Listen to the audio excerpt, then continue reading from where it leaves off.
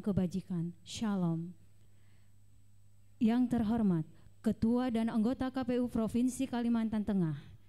Yang terhormat Kepala Bagian Teknis Penyelenggaraan Hukum dan SDM KPU Provinsi Kalimantan Tengah beserta jajarannya. Yang terhormat Forkopimda atau yang mewakili. Yang terhormat Rektor Universitas dan Ketua Sekolah Tinggi atau yang mewakili. Yang terhormat tokoh agama, tokoh masyarakat, dan tokoh wanita. Yang terhormat para bakal calon anggota Dewan Perwakilan Daerah. Yang terhormat seluruh media cetak, media elektronik, dan media online, serta yang saya banggakan seluruh hadirin tamu undangan yang berbahagia.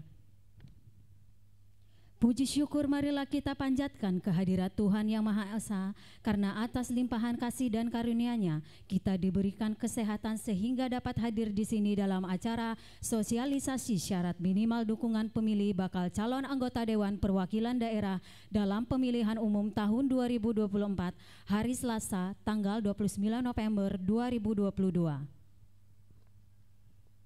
Acara kita awali dengan menyanyikan lagu kebangsaan Indonesia Raya. Hadirin dimohon untuk berdiri.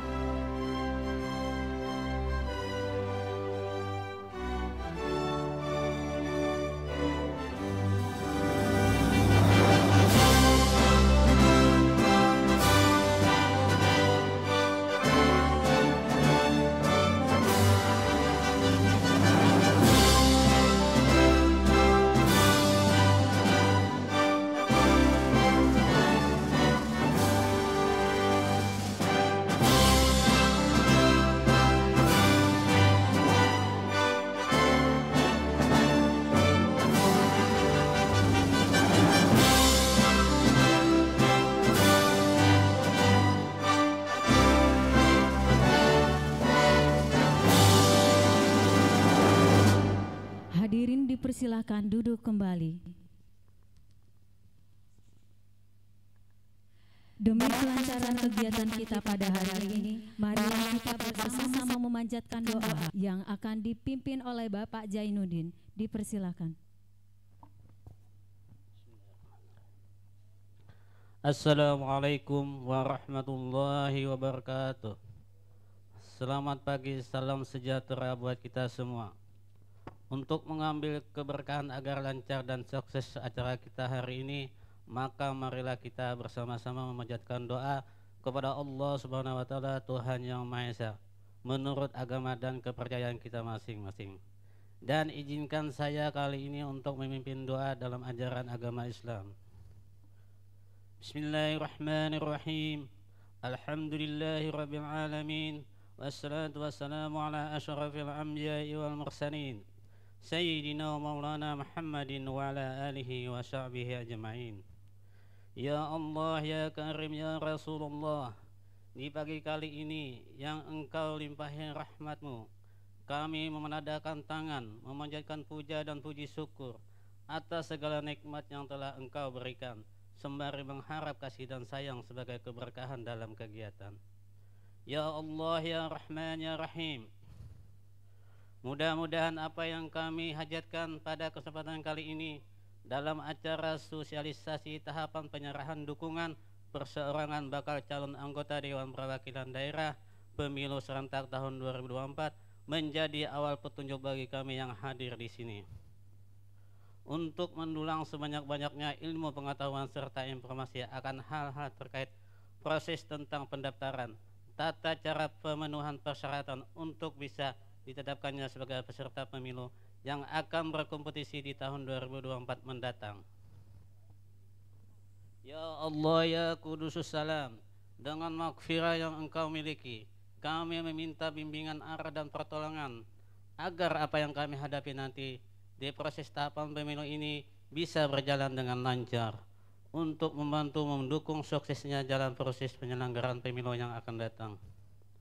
Ya Allah ya Wahidul Akbar, dengan kuasa-Mu ini di alam semesta ini kami meminta memanfaat kebaikan yang Engkau miliki dan bimbinglah kami menjadi hamba-Mu yang taat, patuh dan bertanggung jawab untuk memajukan bangsa dan negara, pelupur tegaknya demokrasi di Indonesia.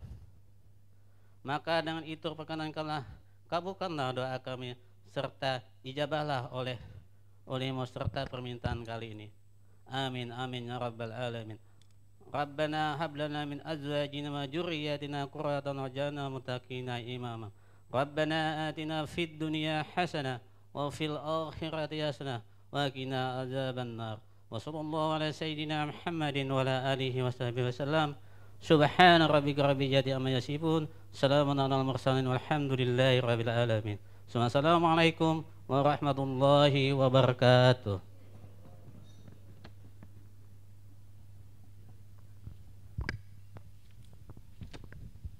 Baik, terima kasih. Sebagai informasi bahwa acara ini juga ditayangkan live secara streaming di YouTube KPU Provinsi Kalimantan Tengah. Baik, untuk mempersingkat waktu, acara selanjutnya adalah sambutan dari Ketua KPU Provinsi Kalimantan Tengah sekaligus membuka kegiatan. Kepada Bapak Harmain, waktu dan tempat dipersilakan.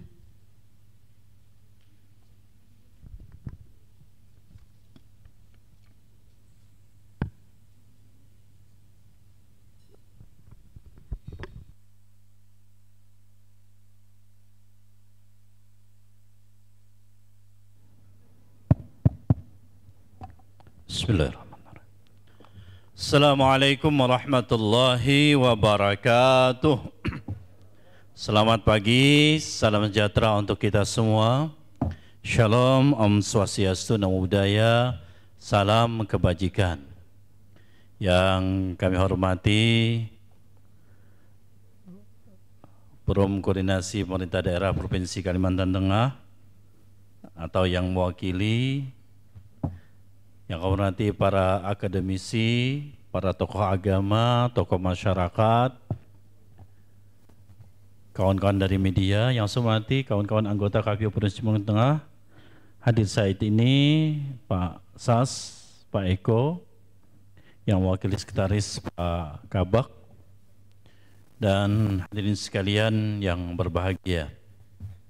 Alhamdulillah, marilah kita bersama-sama manjatkan puji syukur kehadirat Allah Tuhan yang Maha Kuasa, karena pada kesempatan ini kita diberikan kesehatan, keafiatan, sehingga kita bisa bersama-sama hadir dalam kegiatan sosialisasi yang dilaksanakan oleh KPU Provinsi Kalimantan Tengah. Hadirin sekalian, tahapan pemilu sebagaimana yang telah kita ketahui bersama sudah mulai berjalan.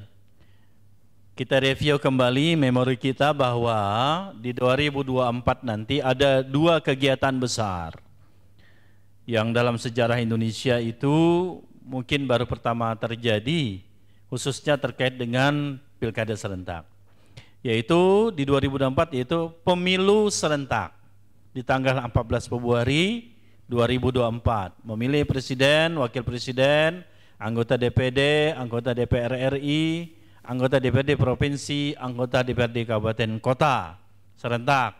Ini yang kedua kalinya setelah 2019. Kemudian di tahun yang sama, tepatnya 27 November 2024, Nah, ini yang pertama, dilaksanakan pemilihan serentak kepala daerah, memilih gubernur, wakil gubernur, bupati, wakil bupati, wali kota, wakil wali kota, serentak se-Indonesia. Kalau 2018 kita mulai dari 2015, kemudian pemilihan serentak yang kedua dari 2018, kemudian terakhir 2020, serentak juga tetapi sesuai akhir masa jabatan. Nah, untuk 2024 nanti pilkada serentaknya diserentakkan keseluruhannya. Makanya ada PJ untuk Kalteng kan Kobar sudah ada PJ-nya, Warsel PJ-nya. 2023 nanti September udah hampir selain Kotim semuanya akan ada pejabat karena berakhir masa jabatan bupati dan wali kotanya.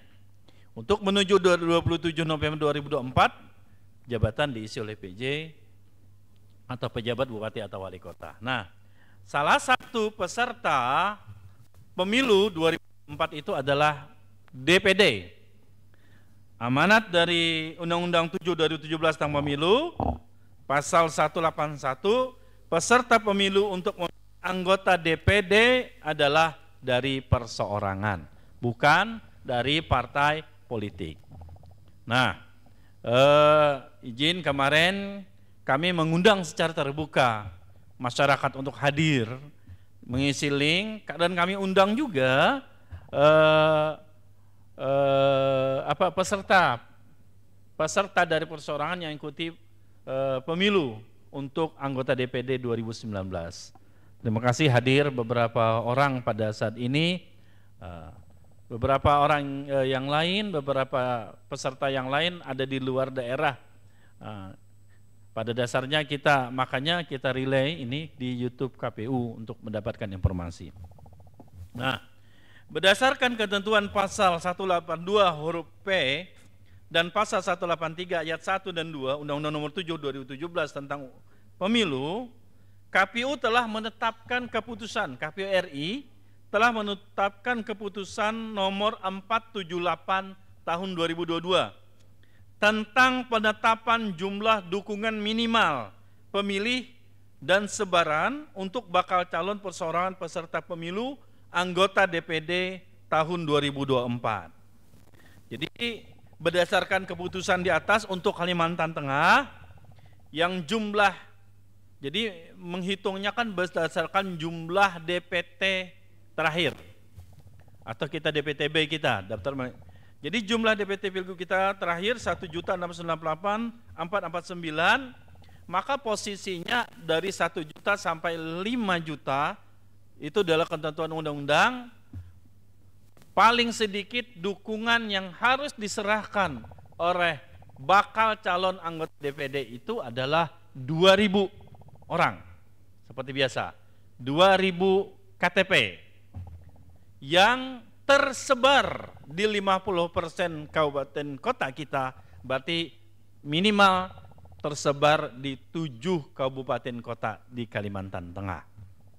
Jadi paling sedikit minimal itu 2.000 pendukung, 2.000 pendukung yang dibuktikan KTP dan paling sedikit tersebar di 50% kabupaten kota di Kalteng, yaitu di 7 kabupaten kota. Ini kemudian untuk persyaratan dukungan itu dibuktikan dengan daftar dukungan. Nanti Pak Eko dan Pak Sas akan memberikan paparan. Jadi persyaratan dukungan dibuktikan dengan daftar dukungan yang dibubuhi dengan tanda tangan atau cap jempol yang dilengkapi dengan fotokopi KTP setiap pendukung. Nah, tentang itu nanti secara rinci akan disampaikan oleh divisi sosialisasi kita dan divisi teknis kita.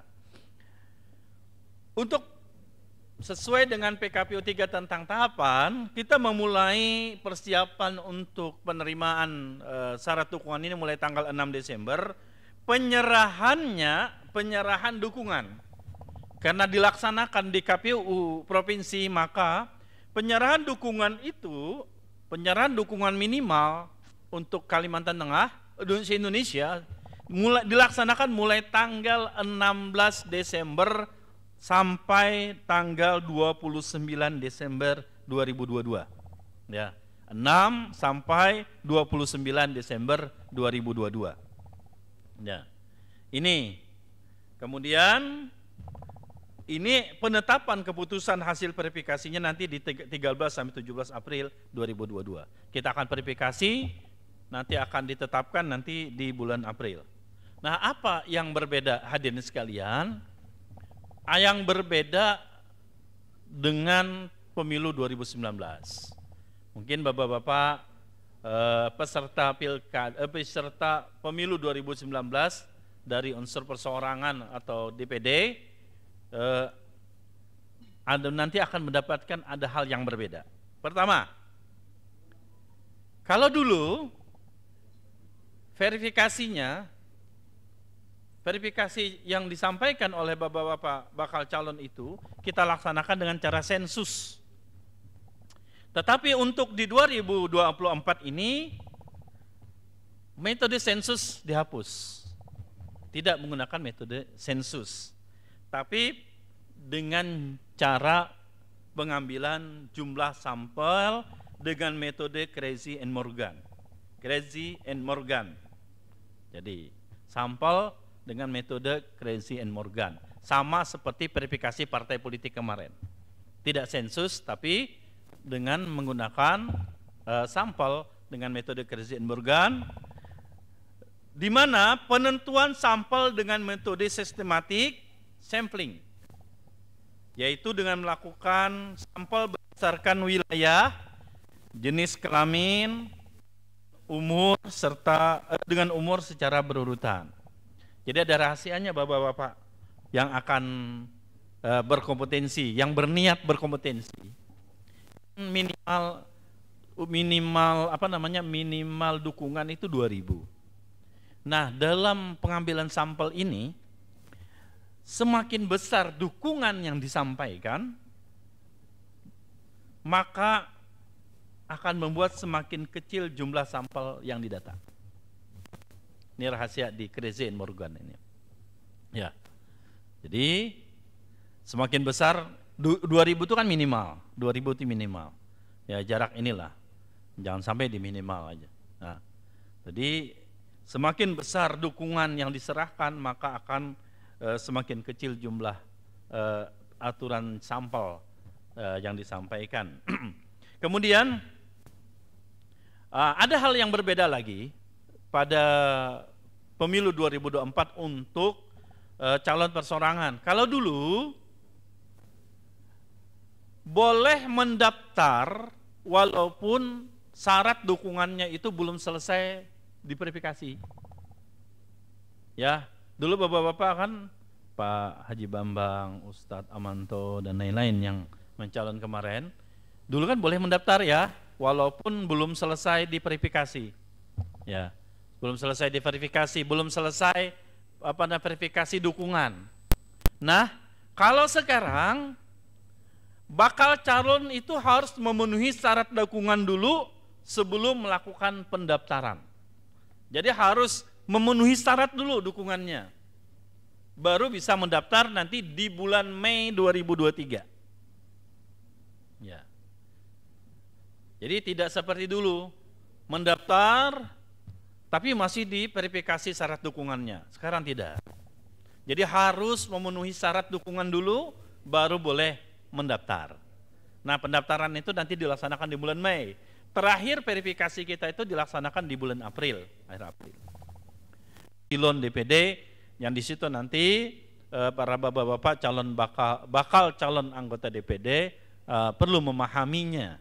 Dan hari ini kita akan memberikan sosialisasi, dan kita tentunya akan selalu membuka helpdesk untuk ruang bertanya. Bisa datang langsung ke KPU Provinsi Kalimantan Tengah untuk berkonsultasi di helpdesk kita atau lewat WA yang kita buka di helpdesk kita tersebut. Jadi kita membuka selebar-lebarnya ruang bertanya doa informasi. Nah, ini sekarang sudah tanggal 29 November, penyerahan yakni tanggal 16 Desember. hampir setengah bulan aja waktunya Pak Haji Bambang mengumpulkan KTP. Nah, saya kira sudah KTP sudah dikumpulkan Bang. Udah sejak 2019 sudah dikumpulkan lah Pak Haji lah. Sejak 2019 sudah dikumpulkan. Jadi masih jadi merapikan KTP yang sudah dikumpulkan sejak bertahun-tahun yang lalu, dirapikan kembali, kemudian masukkan dalam format formulir yang telah disiapkan dalam PKPU kita nanti. Nah itu dilihat nanti akan disosialisasikan oleh divisi sosialisasi dan divisi teknis.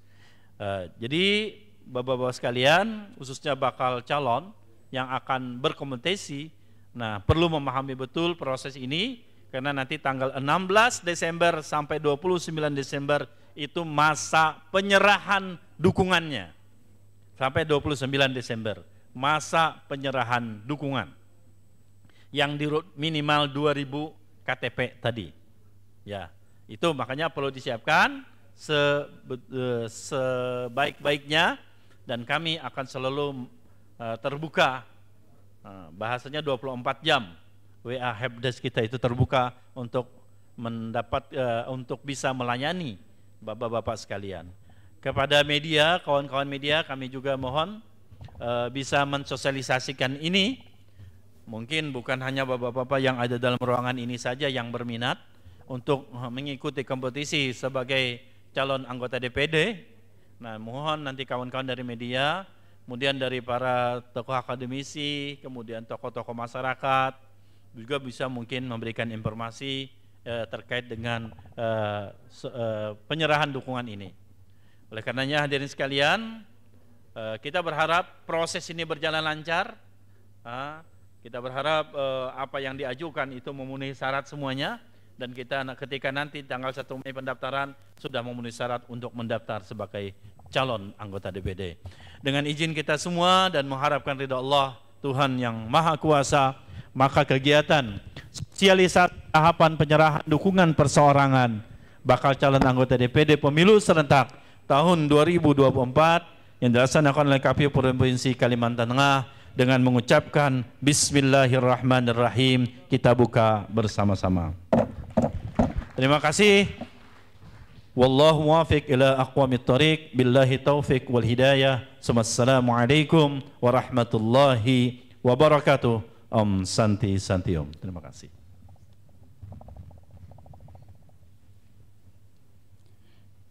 Demikian sambutan sekaligus pembukaan kegiatan dari Ketua KPU Provinsi Kalimantan Tengah. Terima kasih kepada Bapak.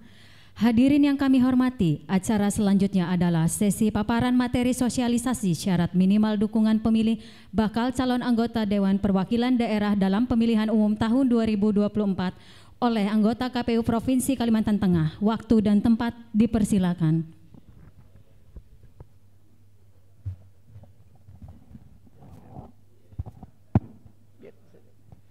Baik, terima kasih. Bismillahirrahmanirrahim. Assalamualaikum warahmatullahi wabarakatuh. Selamat pagi, salam sejahtera untuk kita semua. Salam, Om Swastiastu, Namo Buddhaya, salam kebajikan untuk kita semua. Yang saya hormati Prokopimda Provinsi Kalimantan Tengah yang hadir pada kesempatan hari ini. Yang saya hormati para akademisi, rektor, baik dari perguruan tinggi negeri maupun swasta. Yang saya hormati Bapak Ibu tokoh agama, tokoh masyarakat.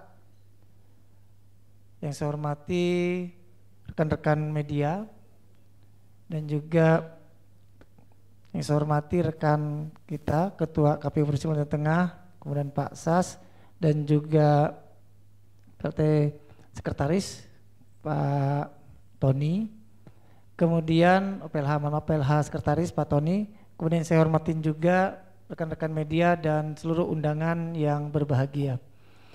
Pertama-tama marilah kita manjatkan puji dan syukur kepada Allah Subhanahu wa taala, Tuhan yang Maha Esa, yang mana pada kesempatan yang berbahagia ini kita masih diberikan suatu kenikmatan, umur panjang, kesehatan, sehingga kita bisa kembali bersilaturahmi dalam kegiatan sosialisasi tahapan penyerahan dukungan perseorangan bakal calon anggota Dewan Perwakilan Daerah Pemilu Serentak tahun 2024 untuk wilayah Provinsi Kalimantan Tengah.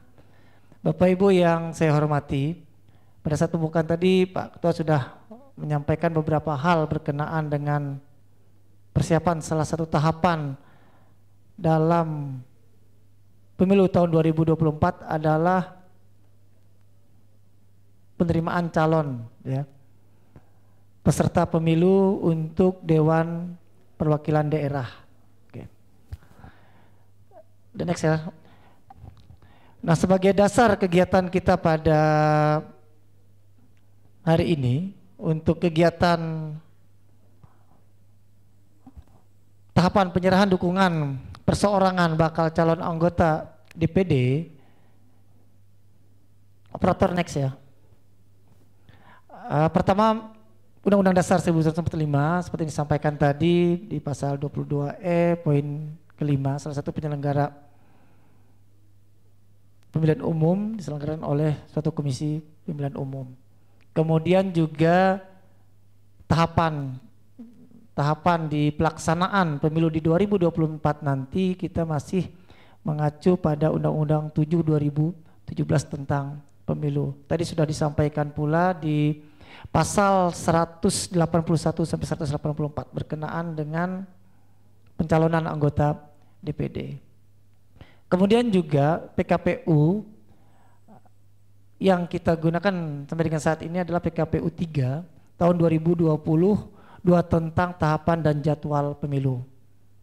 Nah, kemudian kita menunggu PKPU terbaru di 2022 untuk calon anggota DPD 2024. Saya sampaikan pada kesempatan hari ini kita masih mengacu pada PKPU nomor 26 tahun 2018 tentang perubahan kedua atas PKPU nomor 14 ya.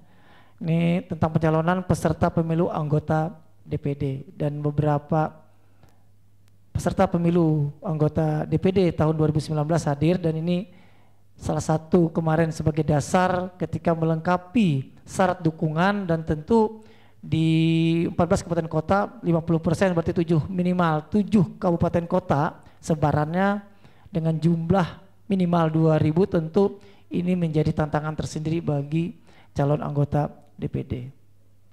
Dan keputusan KPU RI nomor 478 tahun 2022 seperti yang disampaikan Pak Ketua tadi, ini untuk jumlah dukungan minimal dan sebaran sebagai pemenuhan persyaratan dukungan.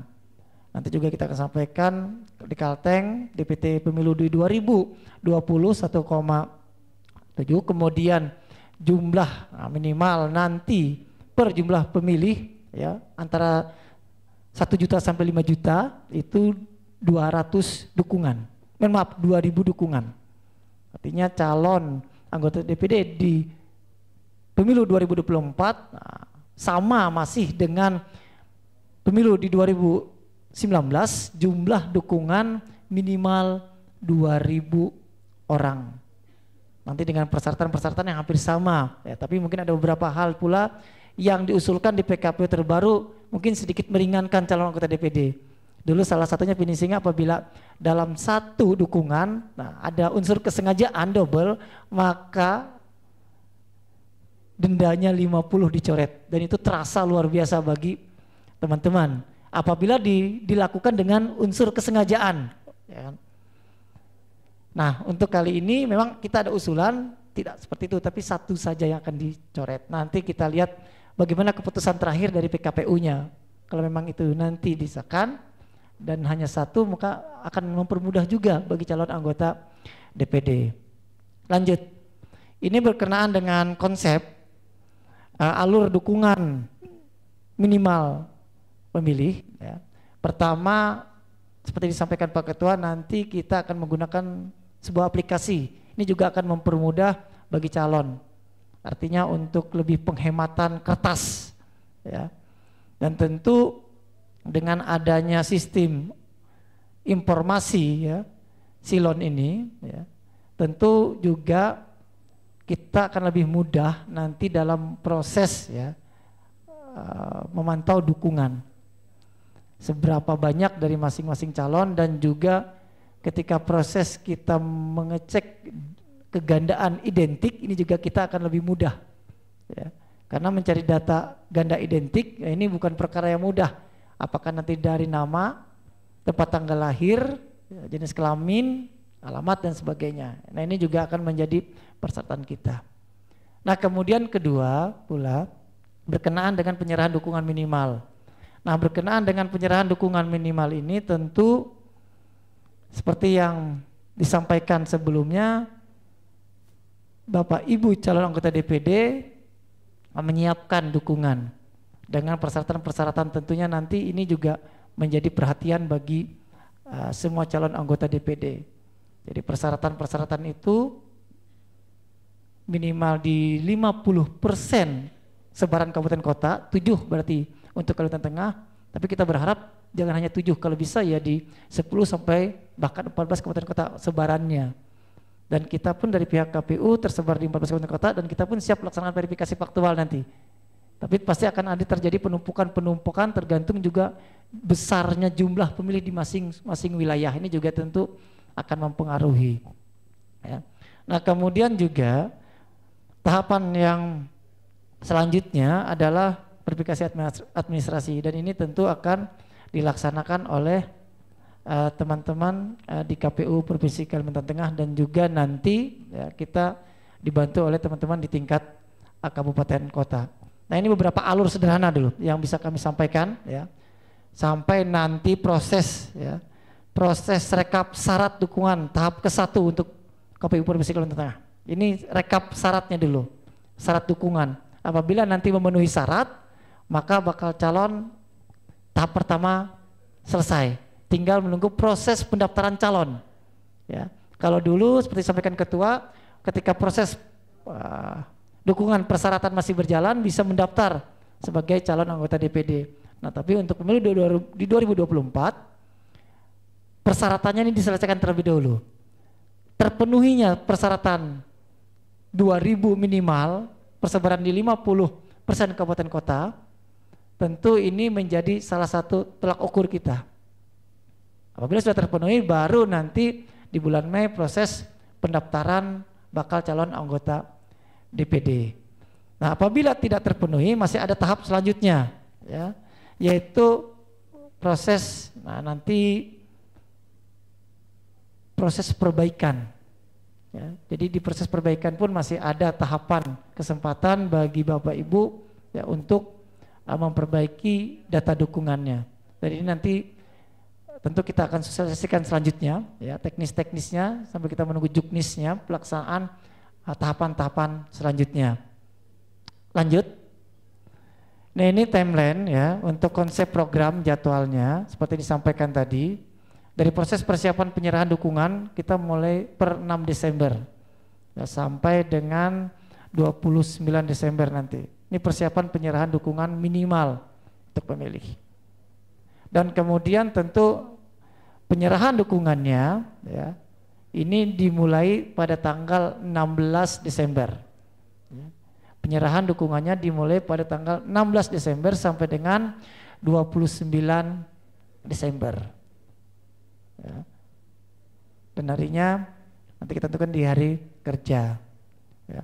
Nah kemudian juga tahapan selanjutnya akan dilakukan verifikasi administrasi. Ini teman-teman KPU yang akan melakukan, kemudian melaksanakan rekap di tingkat kabupaten kota dan provinsi ya, untuk melihat persebaran dukungan dari masing-masing calon anggota DPD.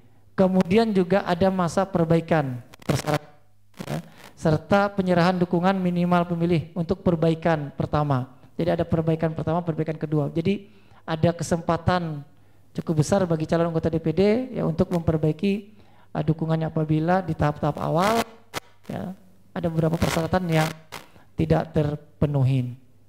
Dan terus tahapannya sampai nanti pada proses terakhir yaitu penetapan keputusan hasil verifikasi syarat dukungan oleh KPU yaitu pada tanggal 13 April sampai dengan 17 April 2023. Nah, ini untuk konsep program dan jadwalnya. Nah kemudian selanjutnya apabila sudah terpenuhi syarat dukungan baru masuk kita di tahap selanjutnya, yaitu proses untuk pendaftaran bagi calon anggota DPD.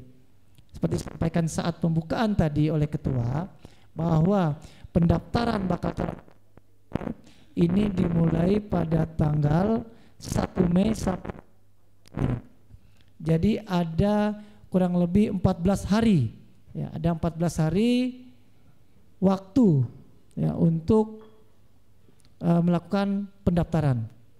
Jadi cukup panjang untuk proses pendaftarannya. Kemudian juga perminnya ini akan dilakukan teman-teman dengan dari 15 Mei sampai dengan 13 Juli. Ini untuk proses verifikasinya. Kemudian pada tanggal 16 Juli sampai 29 ini ada tahapan syarat dukungan calon, ya. Jadi ada tahapan. Jadi ini tentu bagi calon anggota DPD apabila ada persyaratan-persyaratan yang masih belum lengkap, masih ada kesempatan untuk memperbaikinya. Terus sampai nanti proses akhir, yaitu penetapan daftar calon tetap anggota DPD pada tanggal 25 November, ya, tahun 2023. Ini tahapan proses untuk calon anggota DPD. Kemudian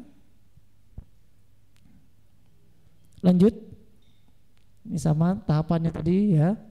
Lanjut, ini untuk persyaratan, ya, lanjut.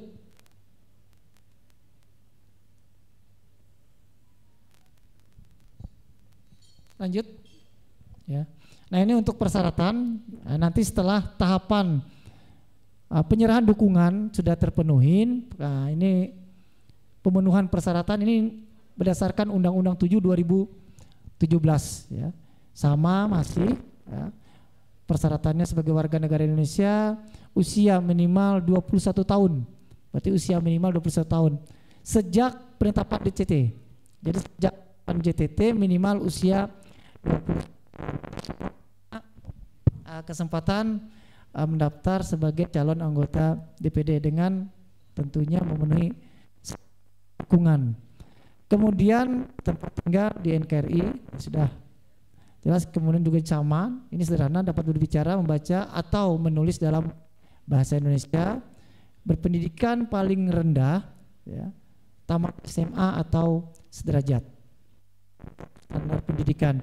Kemudian sama nanti setia kepada Pancasila, Undang-Undang Dasar, kemudian NKRI dan Bhinneka Tunggal Ika, kemudian tidak pernah dipidana penjara berdasarkan putusan pengadilan, ya, yang telah memperoleh kekuatan hukum tetap karena melakukan tindak pidana yang diancam dengan pidana penjara 5 tahun berdasarkan Undang-Undang, ya, nomor 7 tahun 2017. Kemudian juga mampu, nah ini secara jasmani dan rohani, tentu juga bebas dari penyalahgunaan narkotika, dan pastikan juga terdaftar sebagai pemilih. Nah ini nanti kita juga akan perlihatkan aplikasi, ya, aplikasi dilindungi hakmu untuk mengetahui apakah kita nanti masuk dalam daftar pemilih atau tidak. Ini untuk cek pribadi agar nanti ketika pada tanggal 14 Februari 2024 tidak ada lagi masyarakat yang ribut di tempat karena tidak terdaftar dalam DPT, ya, atau bahkan mengetahui tidak terdaftar tapi dibiarkan saja, dan ini nanti bisa diangkat pada tanggal 14. Nah ini juga kita harapkan jangan sampai terjadi. Kemudian, nah ini hampir sama, ya, kalau bekerja penuh waktu ini persyaratan selanjutnya. Ya, makasih. Kemudian sama seperti di 2019, ini mengundurkan diri sebagai kepala daerah, wakil kepala daerah, kepala desa dan seterusnya, ya. Ini persyaratan-persyaratan standar. Kemudian juga mencalonkan hanya untuk satu lembaga perwakilan. Jadi perwakilan yang dimaksud ini adalah hanya untuk khusus DPD saja. Kemudian, nah ini juga bagi calon anggota DPD bersedia untuk tidak berpraktik, ya, sebagai akuntan publik, advokat, notaris dan seterusnya. Ya, ini juga salah satu persyaratan. Kemudian hanya mencalonkan di satu daerah pemilihan. Ya, tergantung nanti Bapak Ibu mau masuk wilayah Kalteng, Kalsel, Kalbar atau Kaltim. Ini sesuai dengan keinginan Bapak Ibu semuanya. Kemudian juga mendapatkan dukungan minimal. Nah, dukungan minimal saya meyakini calon anggota DPD untuk 2024 mungkin sudah menyiapkan ya dukungan-dukungan tersebut dalam rangka nanti ketika proses penyerahan dukungannya juga akan lebih dipermudah. Namun juga harus mengikuti beberapa hal nanti tentang persyaratan. Lanjut, seperti disampaikan Pak Ketua, ada perubahan utama dalam konsep untuk pemilu di 2024 khususnya untuk calon anggota DPD. Ya. Yang pertama tadi sudah disampaikan, dihapusnya metode sensus, ya, tidak seperti sebelumnya. Kemudian juga kita akan menentukan jumlah sampel ini dengan metode Craigie and Morgan. Sama ketika kita verifikasi faktual partai politik kemarin, interval ya, interval. Tadi sudah disampaikan Pak Ketua, semakin banyak dukungan maka intervalnya pun akan semakin besar dan tentu akan dukungan yang akan diverifikasi faktual juga akan semakin kecil. Nah, kemudian penentuan sampel dengan metode sistematik sampling, itu dengan melakukan stratifikasi pengurutan sampel berdasarkan wilayah, jenis, kelamin dan umur secara berurutan nanti. Nah, ini untuk metode samplingnya nanti kita akan adakan pertemuan selanjutnya dalam proses pencabutan sampling yang akan diverifikasi faktual oleh KPU. Kemudian juga di sini pendaftaran dapat dilakukan setelah bakal calon memenuhi persyaratan seperti disampaikan. Jadi utamanya ya memang terkonsen pada saat ini adalah bagaimana memenuhi syarat dukungan minimal. Ini konsen dari calon anggota DPD saat ini. Jadi tidak seperti sebelumnya berbarengan konsentrasi di pemenuhan syarat dukungan, kemudian juga konsentrasi di saat pemenuhan syarat pencalonan. Nah, ini kita dibuat 2 step, 2 langkah dalam rangka untuk mempermudah dan juga calon anggota DPD bisa lebih concern, lebih fokus dalam melengkapi persyaratan-persyaratan tersebut. Kemudian juga tidak terdapat irisan tahapan verifikasi syarat dukungan dengan verifikasi syarat calon. Ini pengalaman di 2019 yang lalu. Kemudian juga optimalisasi ya, pemanfaatan teknologi informasi. Kita akan menggunakan aplikasi sistem informasi ya, pencalonan silon, dan ini tentu juga akan memudahkan kita dalam proses verifikasi administrasi dan faktualnya nanti, serta meminimalisasi penyampaian dokumen fisik oleh bakal calon.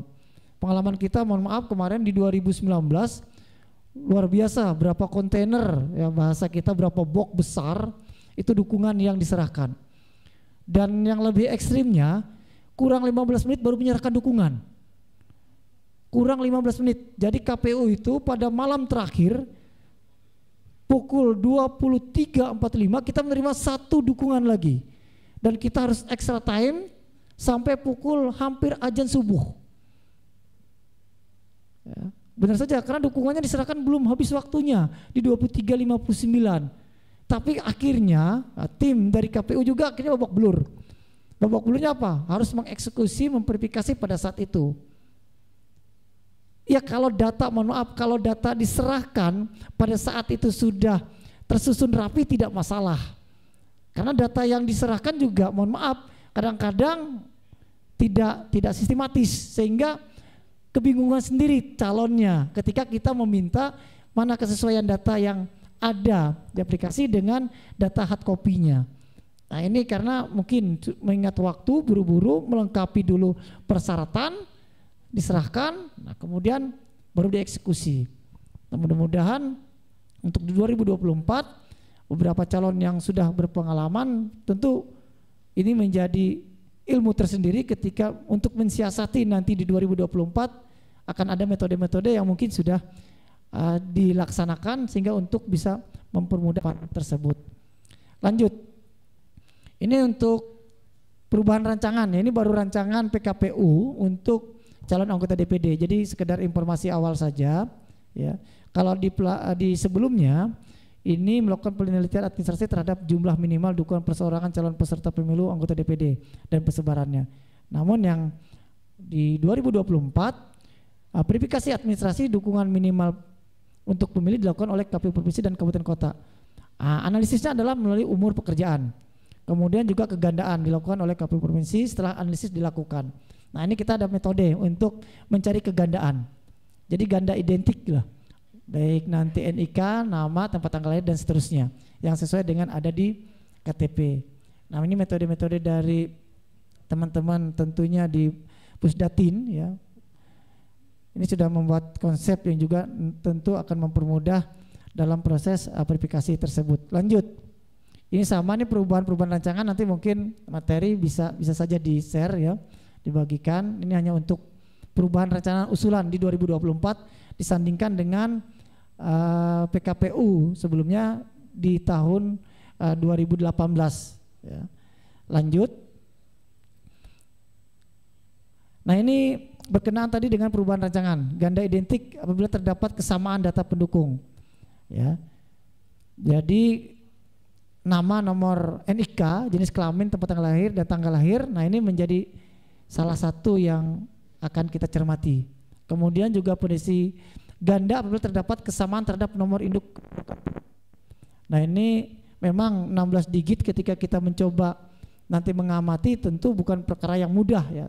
Tapi dengan adanya aplikasi ini mudah-mudahan lebih mudah dan juga membantu dalam rangka kita menyisir ya, memastikan dukungan tersebut.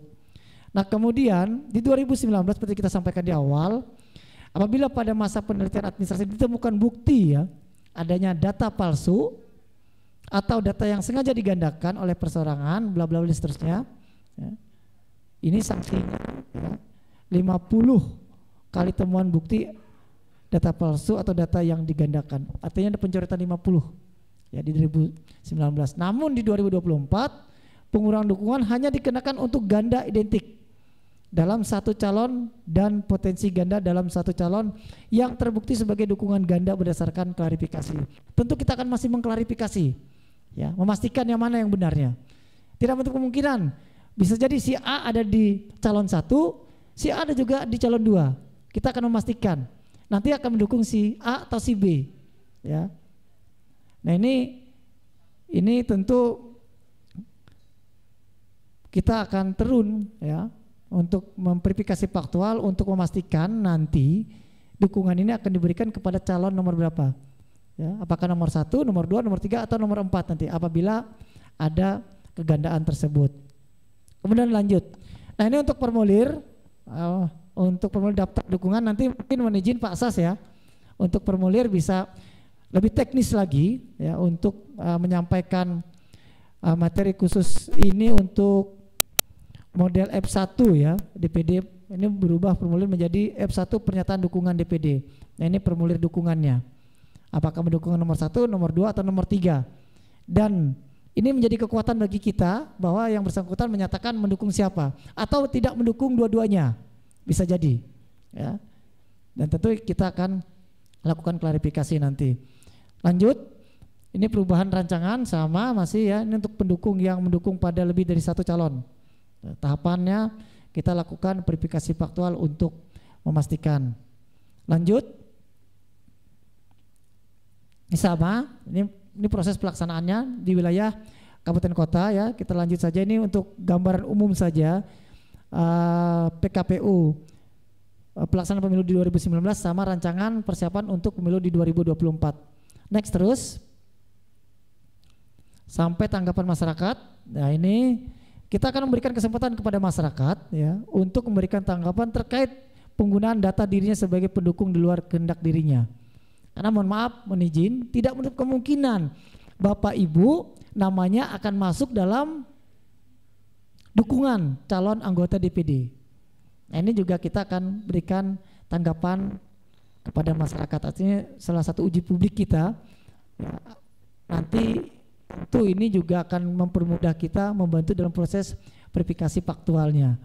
Kemudian juga tanggapan masyarakat dapat disampaikan sejak masa penyerahan dukungan minimal ya pemilih sampai paling lambat 7 hari sebelum berakhirnya verifikasi faktual. Jadi dalam proses verifikasi faktual. Jadi ketika teman-teman KPU melaksanakan verifikasi faktual, apabila ada tanggapan masyarakat, maka ini akan ditindaklanjuti oleh KPU Kabupaten Kota ya, untuk data-data yang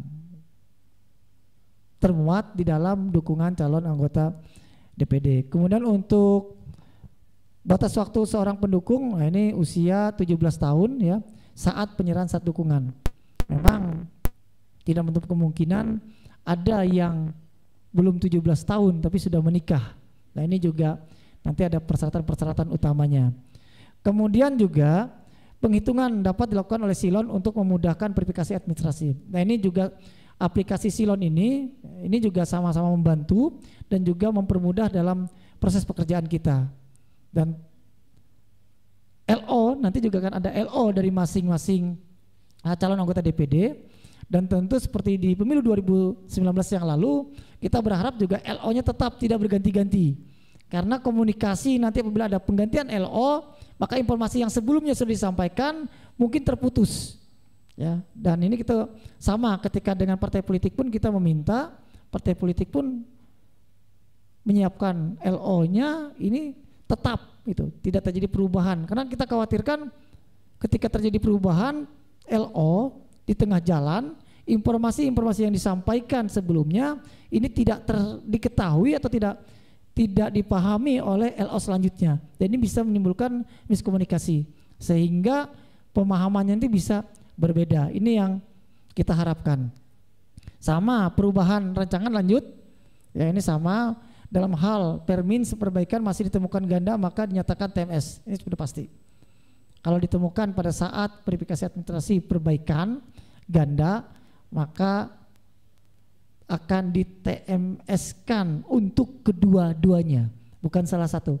Pada saat perbaikan, jadi masa perbaikan masih kita temukan, maka dua-duanya dicoret. Tapi tidak ada sanksi seperti kemarin 50 ya. Lanjut.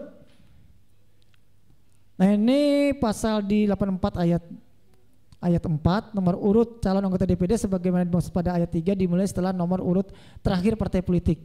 Nah untuk pemilu 2024 calon anggota DPD akan memulai dengan nomor urut 1.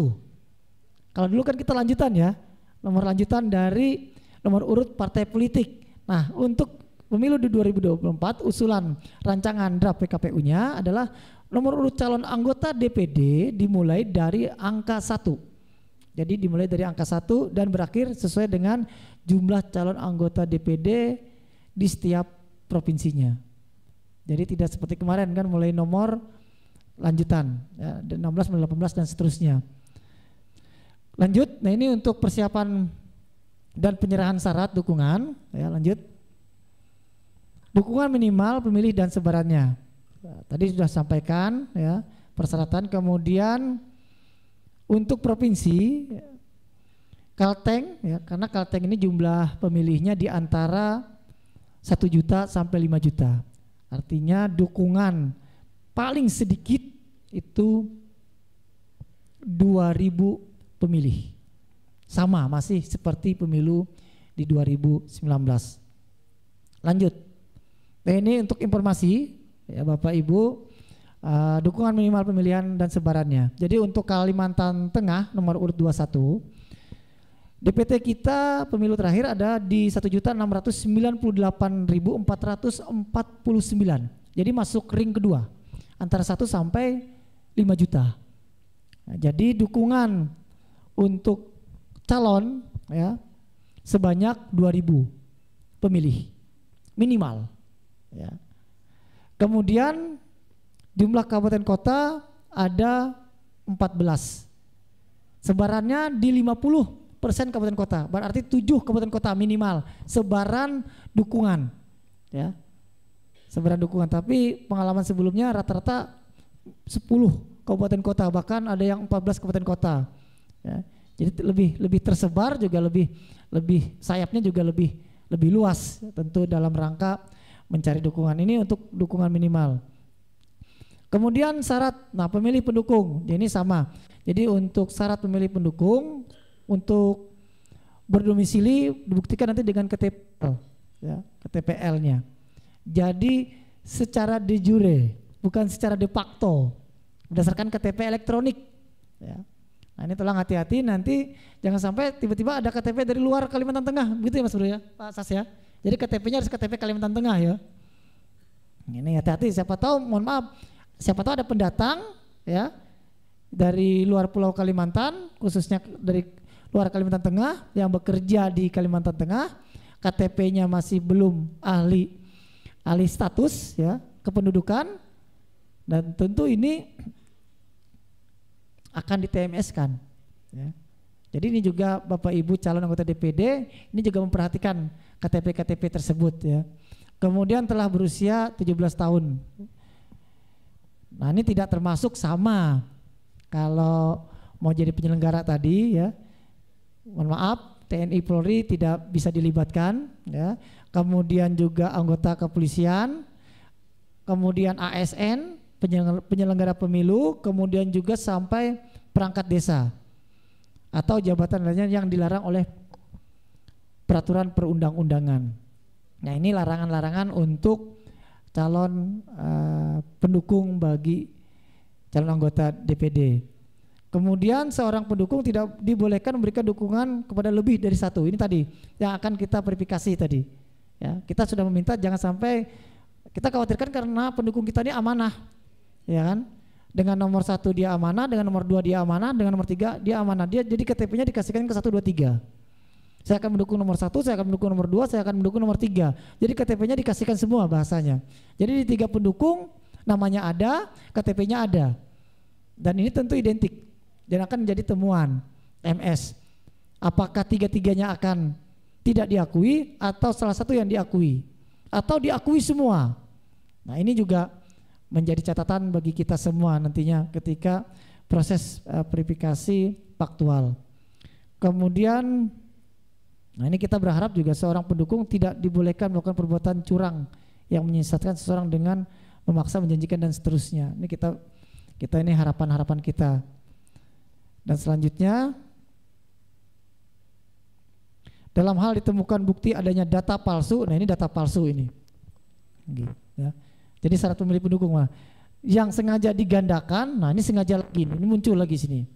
Kalau tadi di satu persatu orang. Nah, sekarang dalam hal ditemukan bukti adanya data palsu atau data yang sengaja digandakan, data palsu atau data yang sengaja digandakan oleh bakal calon anggota DPD terkait dengan dokumen persyaratan dukungan minimal pemilih, bakal calon anggota DPD dikenai pengurangan jumlah dukungan sebanyak 50 kali temuan bukti. Nah, ini sanksinya apabila ditemukan. Ya. Jadi tentu ini benar-benar memastikan kepada pendukungnya data-data tersebut ya. Hati-hati juga dengan tim sesnya, mohon maaf, atau jaringannya. Nah, ini data-data mohon hati-hati agar tidak adanya pemalsuan data. Ya. Nah, ini sanksinya muncul di sini ya untuk syarat pendukungan, syarat pemilih pendukung. Kemudian syarat bagi bakal calon bersatu sebagai penyelenggara pemilu, tentu bakal calon anggota DPD ya, ini status ini juga harus menyatakan berhenti dari kedudukan sebelumnya ya, atau mengundurkan diri. Sama ya, pengajuan diri ini prosesnya. Lanjut, ini pembukaan akses silon. Nah, ini mohon nanti ya untuk akses silon selanjutnya karena ini teknis ya. Jadi untuk pembukaan akses silon mungkin Pak Sas, mohon izin Pak Sas, data akses silon ya bisa Pak Sastriadi sampaikan berkenaan dengan proses pembukaan akses silon ya. Ini ada di slide 26 akses silon, pembukaan akses silon setelah syarat bakal calon berstatus sebagai penyelenggara pemilu. Udah ada. Oke. Nah, jadi untuk pembukaan akses silon kita informasikan awal untuk bakal calon anggota DPD mengajukan nanti permohonan kepada KPU untuk pembuatan akun silon. Jadi nanti ini menjadi salah satu persyaratan ya bagi calon anggota DPD untuk proses memberikan dukungan kepada calon anggota DPD-nya. Karena kalau tidak ada akun silonnya, nanti ketika memuat data pendukung ini tidak bisa terakses. Ya, jadi kita harapkan bakal calon anggota DPD itu bisa mengajukan permohonan pembuatan akun silon kepada KPU. Ya. Syaratnya hanya dilampiri KTP.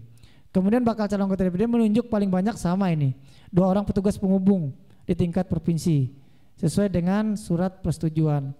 Nah ini berarti ada 2 orang. Jadi nanti juga ketika ada pertemuan dengan pihak KPU, apakah nanti bakal calonnya yang akan hadir didampingi LO-nya, atau ketika ada hal-hal yang pengen dikomunikasikan, LO-nya yang berkomunikasi dengan pihak KPU ini juga bisa sebagai perpanjang tangan untuk informasi.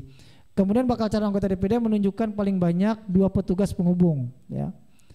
Kemudian bakal calon anggota DPD menunjuk 1 orang admin silon dengan surat penunjukan. Nah ini nanti yang untuk menuangkan ya, data hard copy ke dalam aplikasi silon. Ya. Ini nanti tentu adminnya, ya. Kita juga minta surat resmi dari bakal calon untuk menunjuk 1 orang admin, ya. Kemarin banyak juga ada yang dirangkap, ya. Ada yang sebagai penghubung, juga sebagai admin. Tapi kalau memang bisa memungkinkan penghubung 2 orang tersendiri, admin sendiri, jadi ada 3. Jadi tidak mengganggu penghubung dalam komunikasi selanjutnya apabila nanti mendesak dengan hal-hal yang harus diselesaikan. Kemudian memberikan tanda pembukaan akses silon pada bakal calon anggota DPD. Nanti akan dibuka akses silonnya apabila sudah membuat permohonan kepada KPU. Dan juga KPU Provinsi akan menyusun rekapitulasi pembukaan akses silon ke dalam berita acara dengan menggunakan formulir model BA akses silon DPD KPU Provinsi. Nanti akan dituangkan dalam berita acara ketika proses pembukaan akses silon. Lanjut, ini berkenaan nanti dengan proses, ya, ketika syarat dukungan sudah terkumpul, ketika ingin menginput data hard copy berupa fotokopi KTP ke dalam aplikasi silon. Nah hal-hal inilah yang nanti akan menjadi perhatian bagi seluruh calon anggota DPD. Kemudian lanjut, ini untuk proses penginputan, ya. Jadi bakal calon anggota DPD melakukan penginputan data dan pengunggahan dokumen persyaratan dukungan minimal pemilih ke dalam silon. Nah ini yang cukup memerlukan orang. Adminnya 1, tapi mungkin yang bekerja banyak nggak masalah. Ya, tapi admin 1. Karena pasti akan gantian ketika memasukkan data 2.000 orang, itu bukan perkara mudah menghadapi sebuah laptop atau komputer. Tentu banyak item yang harus dimuat.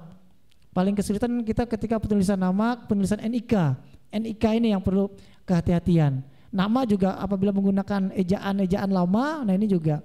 Bahkan nama berdasarkan sesuaikan dengan KTP. Ya. Nama sesuaikan dengan KTP. Kadang-kadang pengen mempersingkat, namanya terlalu panjang lalu disingkat. Nah ini juga kadang-kadang kita kesulitan, ya, kesulitan ketika memverifikasi. Contoh sederhana, mohon maaf, misalnya nama saya saja, ada 3 kata Eko Wahyu Sulistyo Budi, disingkat cuma Eko WS, ya kan? Padahal di KTP kita lengkap, cuma di data silon hanya Eko WS gitu.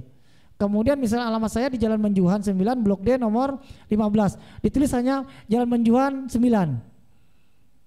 Nah ini kan kadang-kadang karena pengen cepatnya saja gitu.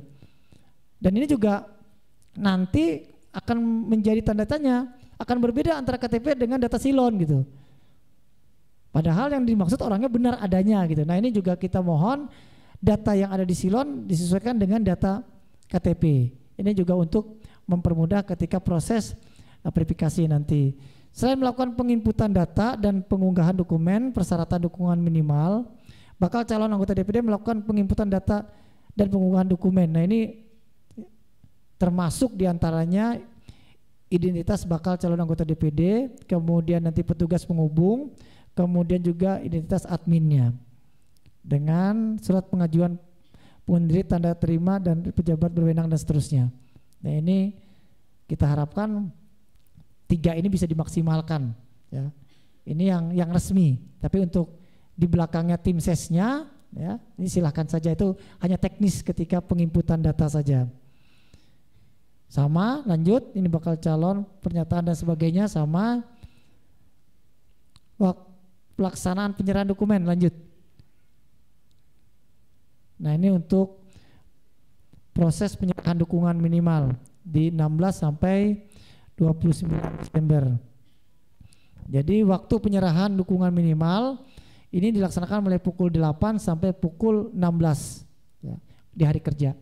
Kecuali nanti pada tanggal 29-nya kita akan terima sampai pukul 23.59 seperti biasa. Nah ini kita harapkan jangan menyerahkannya di tanggal 29 ya. Nanti tentu ketika ada perbaikan susah ya. Tapi ketika masih di awal-awal saat dukungan misalnya ada yang pengen diperbaiki masih ada kesempatan ya. Nah ini kita harapkan juga kepada bakal calon ya, lebih awal komunikasi, kemudian juga mempersiapkan diri. Ini juga akan lebih mempermudah sebenarnya bagi bakal calon, dan kita juga tidak menumpuk. Kita khawatirkannya di injury time memang biasanya di 1 minggu terakhir 5, 4, 3, 2, 1 itu biasanya yang intens, bahkan satu hari bisa masuk 3 ya. Dan rata-rata kita hampir satu kantor itu semua tim verifikator untuk ngecek data, membantu ya. Nanti juga ketika di persyaratan pencalonan kita juga akan bekerja sama seperti kemarin dengan Diknas, dengan kepolisian, dengan kejaksaan ya, atau pengadilan dalam rangka mengecek data-data yang berhubungan pribadi ya. Karena untuk masalah misalnya sketsa-sketsa dan sebagainya melalui kepolisian untuk mendapatkan surat keterangan ya, terhadap pidana nanti dari pengadilan. Kemudian untuk masalah ijazah kita dengan Dinas Pendidikan maupun Kemenak. Nah ini juga selalu kita laksanakan kerjasama dengan lembaga-lembaga terkait dalam proses pencalonan tersebut. Nah ini beberapa hal ya. Kemudian lanjut. Nah ini sekitar informasi bakal calon anggota DPD atau petugas penghubung menyerahkan. Tadi pertama surat penyerahan dukungan, naskah asli bentuk digital yang diunggah melalui silon. Kemudian juga naskah asli yang berbentuk fisik. Jadi hard copy-nya ada, soft file-nya juga ada. Kemudian ini untuk lampiran persyaratan-persyaratannya ya. Kemudian naskah asli bentuk fisik disampaikan kepada KPU Provinsi Kalimantan sebanyak 1 rangkap. Ini untuk naskahnya. Kemudian penerimaan penyerahan. Nah ini tanggal 16 sampai 29 masih KPU Provinsi melakukan penerimaan penyerahan dukungan minimal ya. Dengan tata cara sebagai berikut. Pertama, memastikan waktu penyerahan dukungan minimal pemilih. Ya mudah-mudahan di tanggal awal-awal itu bisa diserahkan lah sebelum masa akhir. Kita harapan kita seperti itu gitu, agar tidak terjadi penumpukan di akhir. Ya. Dan juga lebih mempermudah baik bagi calonnya juga maupun bagi tim. Kadang-kadang yang kita khawatirkan ketika menyerahkan terakhir, data itu tidak sesuai dengan aplikasi di silon, masih acak-acakan. Dan itu kita jujur saja kita akan memintanya dengan calonnya untuk menyusunnya gitu. Ya, karena itu tanggung jawab calon berarti. Tapi makanya ketika menyerahkan hard copy dengan soft file di silon tadi, kita tinggal menyisirnya saja gitu. Maka teknis ketika menginput data memang harus kehati-hatian, karena ada yang nakal mengambil beberapa lembar, itu akan berubah data-data tersebut, dan itu juga akan mempersulit ketika tim adminnya untuk mengcross check data itu kembali. Nah ini harapan kita untuk sistem kerja penginputan data ya. Kemudian juga status penyerahan nih sama seperti pengalaman sebelumnya. Lanjut, kemudian dalam hal status sama, lanjut. Terus terakhir, nah ini mohon informasi kepada Bapak Ibu, kita dilindungi hakmu mobile, kita punya aplikasi cek DPT online.kpu.go.id. Ini untuk memastikan kita apakah terdaftar dalam daftar pemilih di pemilih sebelumnya ya. Seandainya nanti belum, maka bisa laporkan kepada KPU. Insya Allah mulai Januari kita akan persiapan pembentukan Pantarlih untuk petugas pemutahiran data pemilih, kita akan melakukan pendataan coklit ya untuk memastikan jumlah total pemilih untuk pemilu tahun 2024 di Kalimantan Tengah. Dari hasil tersebut nanti ya kita akan bisa menentukan ya, berapa total DPT kita, kemudian dari persebaran di TPS, dan juga tentu ini kita akan memastikan ya jumlah pemilih yang terdata dan yang belum terdata ini bisa segera melaporkan kepada KPU apabila memang yang bersangkutan belum termasuk dalam daftar pemilih. Karena kita juga berupaya tidak menutup kemungkinan yang jadi permasalahan data pemilih itu masih ada, mohon maaf, data-data orang meninggal. Walaupun sebenarnya kita upayakan data-data tersebut sudah kita bersihkan. Bahkan KPU sekedar informasi kepada Bapak Ibu sekalian, kita melaksanakan pemutahiran data pemilih berkelanjutan kemarin sampai bulan September. Jadi per 6 bulan kita lakukan rekap di tingkat kabupaten kota, mereka tiap bulan melakukan proses itu per 3 bulannya. Ini dalam rangka memutahirkan data, dan mudah-mudahan nanti untuk pemilu 2024 DP4 turun kepada kita, kemudian berdasarkan DAK 2, kemudian kita lakukan proses pemutahiran disanding dengan data pemilu di 2020 ya.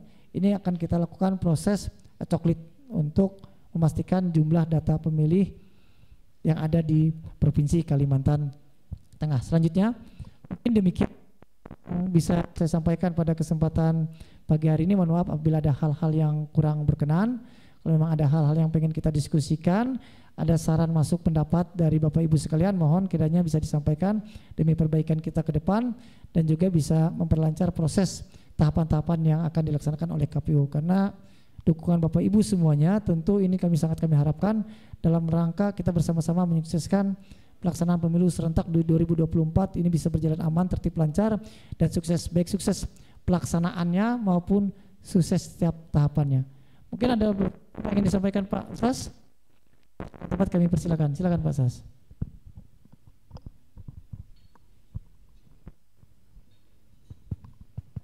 Ya baik, terima kasih Pak Eko.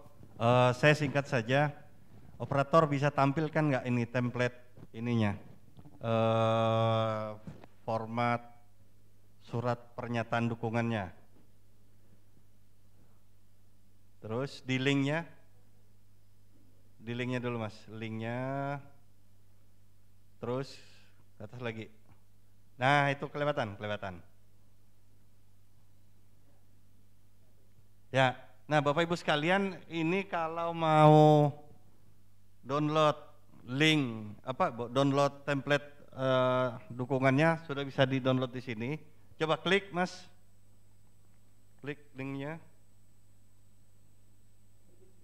Ya.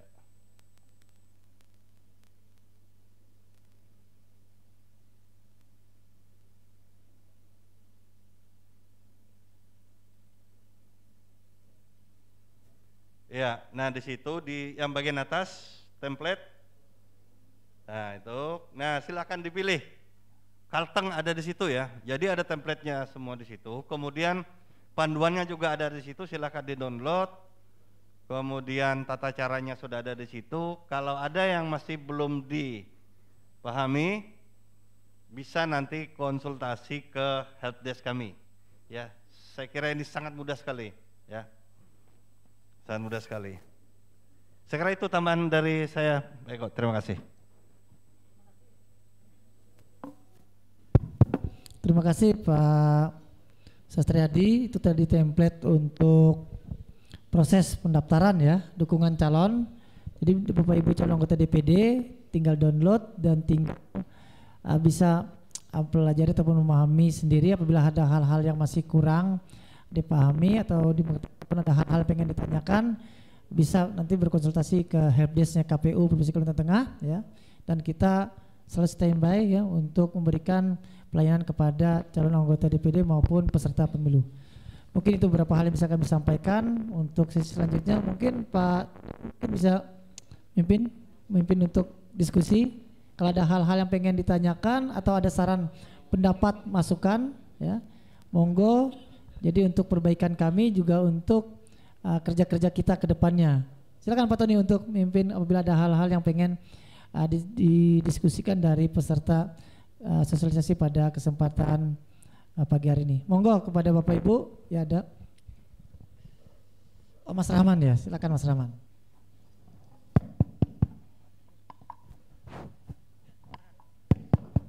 Baik, Bapak-Bapak, Ibu-Ibu sekalian yang kami hormati, tadi kami sudah menyampaikan paparan terkait dengan proses bakal calon anggota DPD khususnya di wilayah KPU Provinsi Kalimantan Tengah. Dan untuk selanjutnya mungkin dari Bapak-Bapak yang hadir di sini ada saran, masukan atau pertanyaan, kami persilahkan kita buka untuk sesi pertama ini. Untuk 3 penanya dulu, mungkin dari sayap kiri, tengah, dan kanan. Dari sayap kiri, monggo silakan. Ini nggak kelihatan tembok ya, atau bergeser Pak dulu. Silakan Pak. Waalaikumsalam.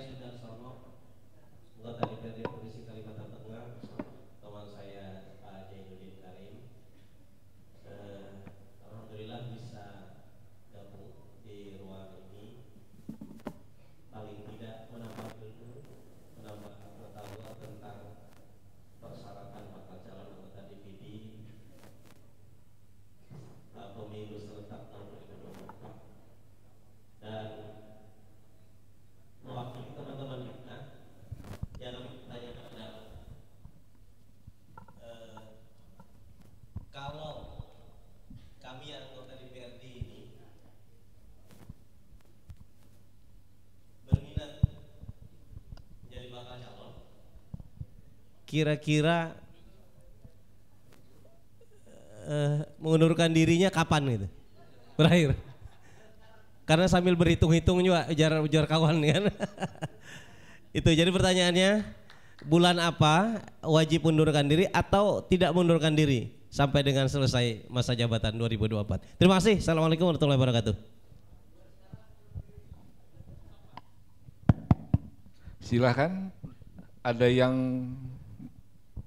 bertanya kembali, bagian tengah atau bagian kanan, sayap kanan, silakan. Sebutkan nama, asal, biar kita lebih kenal. Ya Pak, selamat pagi. Perkenalkan saya Puput Lestari, saya dari Kota Sampit.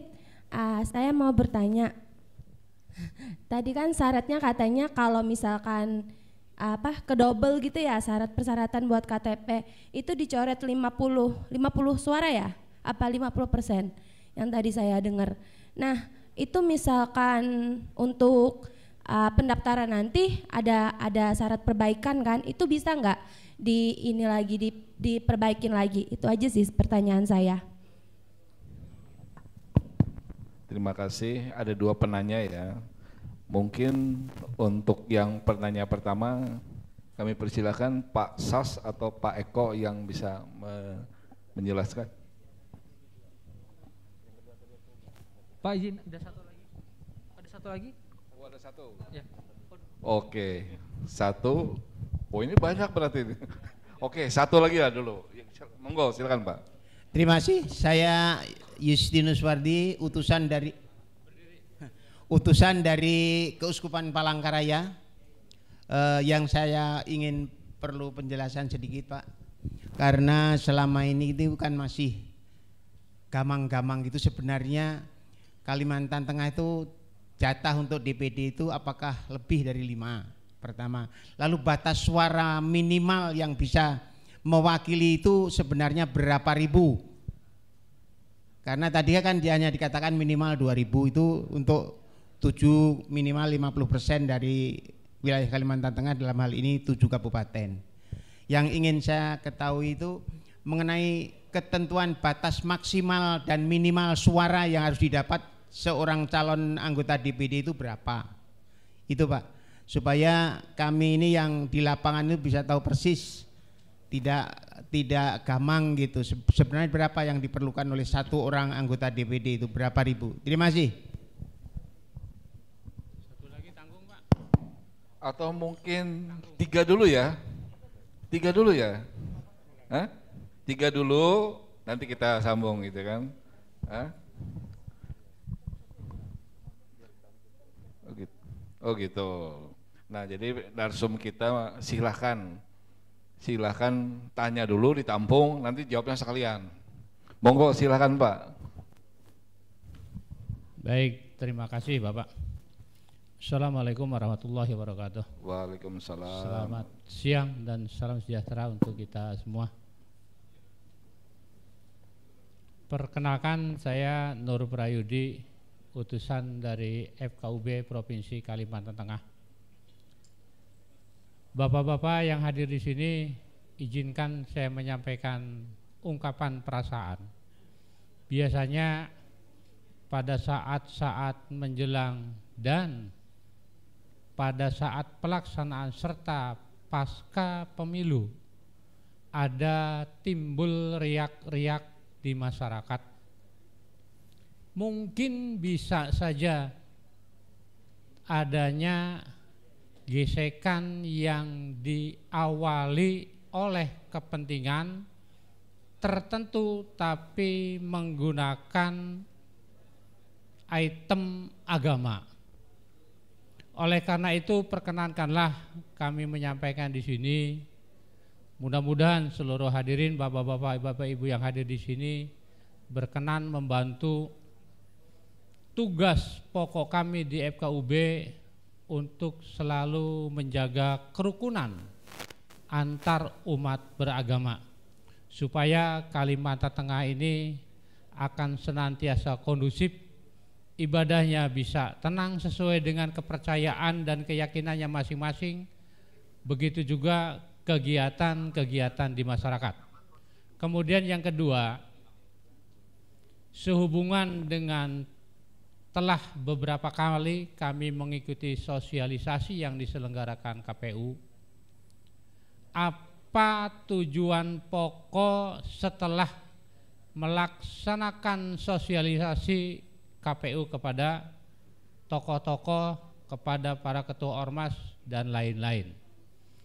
Apakah setelah pelaksanaan sosialisasi ini ya sudah seperti ini saja, atau ada tindak lanjut tertentu supaya tujuan daripada pelaksanaan pemilu ini bukan hanya sukses dalam rangka pelaksanaan, tapi ketertiban, kedamaian dan kamtibmas juga masih bisa kita jaga. Terima kasih.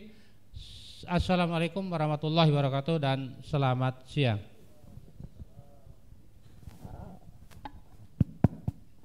Silahkan.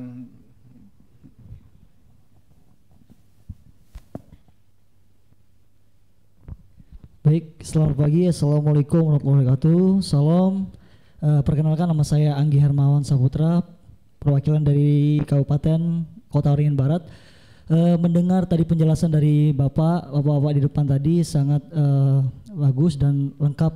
Akan tapi di sini karena kami anak-anak muda dari Kota Waringin Barat ingin mengetahui saja Pak, karena mungkin baru saya ikut hadir di sosialisasi KPU ini sendiri. Artinya menjadi pertanyaan tadi, ada tadi benar yang disampaikan sama Bapak tadi bahwasannya adalah ada batas minimal dan maksimum. Nah, di minimal tadi ada minimal adalah batas 2.000 suara di 7 kabupaten kota seperti itu. Nah, yang saya tanyakan adalah di setiap kabupaten minimal itu apakah satu kabupaten 2.000 atau keseluruhan 7 kabupaten kota itu seperti itu? Ingin memperjelaskan saja seperti itu. Itu aja dari saya. Kurang lebihnya saya minta maaf. Wassalamualaikum warahmatullahi wabarakatuh.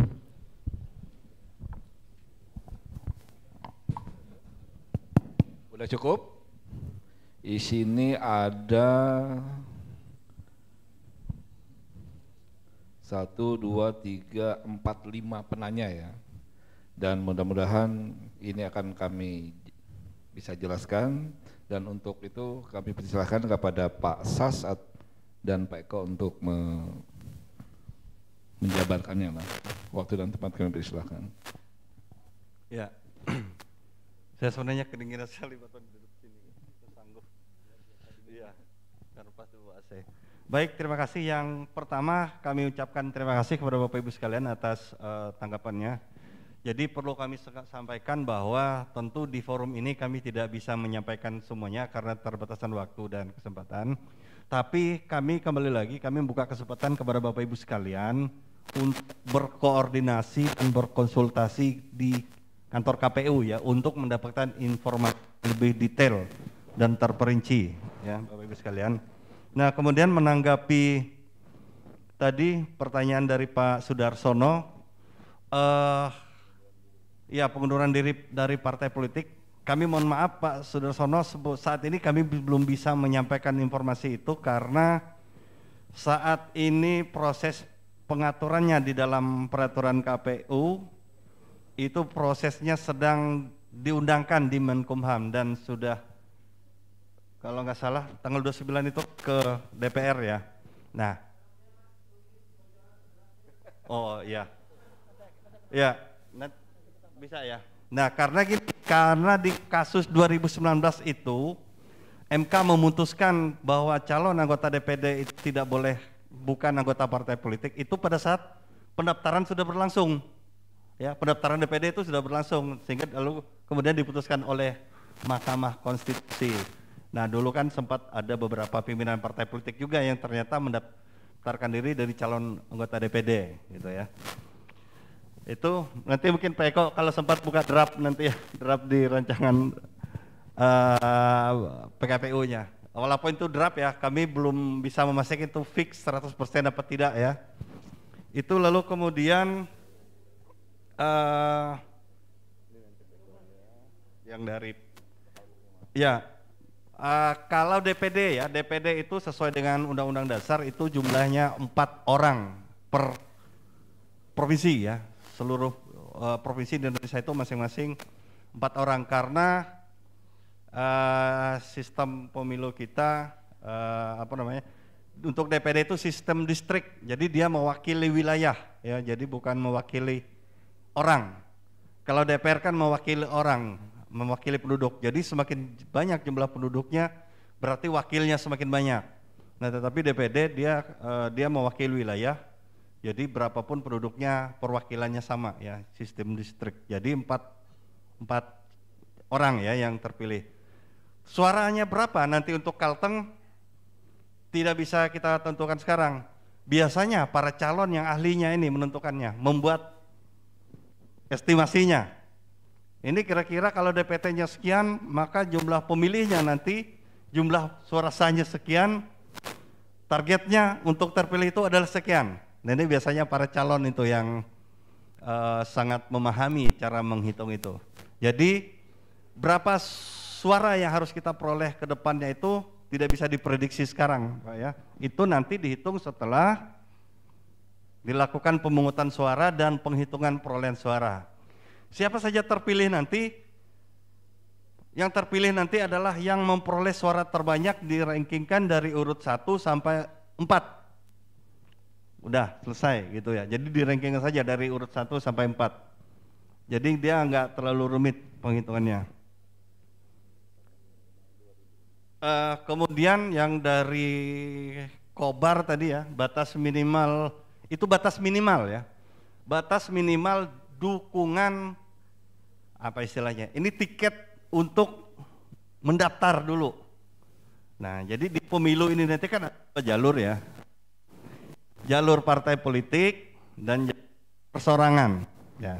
Nah, jalur partai politik otomatis dia peserta pemilu dulu. Jadi mencalonkan diri melalui partai politik yang ditetapkan sebagai peserta pemilu. Itu yang pertama. Lalu kemudian yang jalur persorangan adalah jalur DPD ya, jalur DPD. Syaratnya mendapat dukungan dari penduduk ya atau pemilih di wilayah provinsi tersebut dengan jumlahnya masing-masing ya. Nah, untuk Kalteng minimal jumlahnya itu adalah 2.000 minimal. Jumlah 2.000 ini paling tidak ya setidak-tidaknya itu tersebar di 7 kabupaten kota di Provinsi Kalimantan Tengah. Mau lebih dari 7 tidak masalah, lebih dari 2.000 lebih bagus ya, karena Tentu dari 2000 itu nanti akan kita verifikasi lagi. Kalau dia fix 2000 saja, itu kemungkinan nanti kalau kita cek, oh ini akhirnya kurang dari 2000, akhirnya tidak memenuhi syarat ya. Itu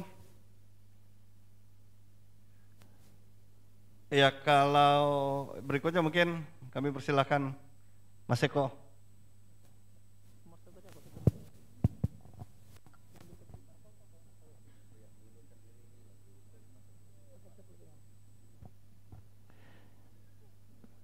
Baik, terima kasih. Jadi untuk pertanyaan dan juga tadi ada himbauan kepada kita semua. Yang pertama tadi khusus dari Pak Sudarsono ya, mohon izin tadi sudah disampaikan juga oleh Pak Sas, kapan mengundurkan diri dan sebagainya. Tapi kalau kita perhatikan di Undang-Undang 7 2017 itu kan ada persyaratan yang tertuang. Yang pertama itu mengundurkan diri sebagai, ya kan, mengundurkan diri sebagai kepala daerah, wakil kepala daerah, kepala desa, perangkat desa, seterusnya, karyawan pada BUMD, kemudian badan lain yang anggaran bersumber dari keuangan negara. Nah, bersumber dari keuangan negara. Nah, jadi nanti sama seperti disampaikan Pak Sas, sampai kita menunggu juknis aturan selanjutnya, karena ini kan ada berhubungan dengan keuangan negara, Pak. Apakah nanti dari partainya ini seperti apa? Kalau memang mengundurkan dari partai, otomatis kan tidak menjadi anggota DPR lagi, ya kan? Karena kalau misalnya mengundurkan sebagai anggota dewan, ya kan, kemudian masih tetap di posisi partai politik, kita masih nunggu juknis, Pak. Tetapi kalau memang mengundurkan diri dari partai politik dan dewan, nah ini ada kesempatan karena syaratnya ini tidak menerima anggaran bersumber dari keuangan negara. Ini kita mengunci pertama dari situ, Pak. Sambil menunggu juknis untuk apakah nanti ya untuk status mengundurkan dari partai seperti apa. Karena tergantung apakah mengundur anggota dewan apa tidak. Kalau mengundurkan dari anggota dewan, ya kan, kemudian mendaftar jadi anggota DPD, otomatis tidak menerima uang yang bersumber dari keuangan negara. Kita menunggu juknis selanjutnya, apa mengundur dari partai politik tersebut, ya. Karena pengalaman sebelumnya pun ada anggota partai politik yang mendaftar, ya. Nah ini juga prosesnya kita tunggu juknis untuk kepastiannya, Pak. Informasi demikian dulu, Pak Sudarsono. Dan nanti tentu kita juga akan informasikan, akan kita sosialisasikan juga bagi para aparatur negara, khususnya teman-teman yang ada di legislatif. Itu. Nah kemudian juga masalah double tadi memang ada masa perbaikan. Jadi masa perbaikan itu masih ada.